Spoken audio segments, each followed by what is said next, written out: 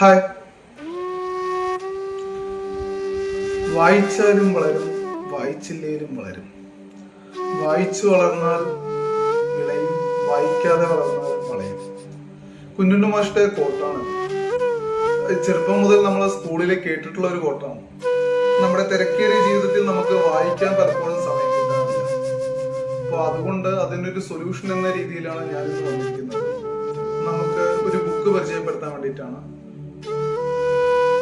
അത്രമേൽ പ്രേമുള്ള ഒരാൾ വിനയ് കൃഷ്ണ വി വിനോദ് എഴുതിയിരിക്കുന്ന പുസ്തകമാണ് ഇത്. ഞാനും വായിച്ചിട്ടില്ല. നമുക്ക് ഒരുമിച്ച് വായിക്കാനുള്ള ഒരു പ്ലാനിലാണ്.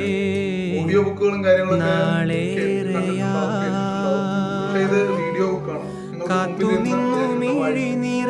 ഒരുമിച്ച് വായിക്കാം.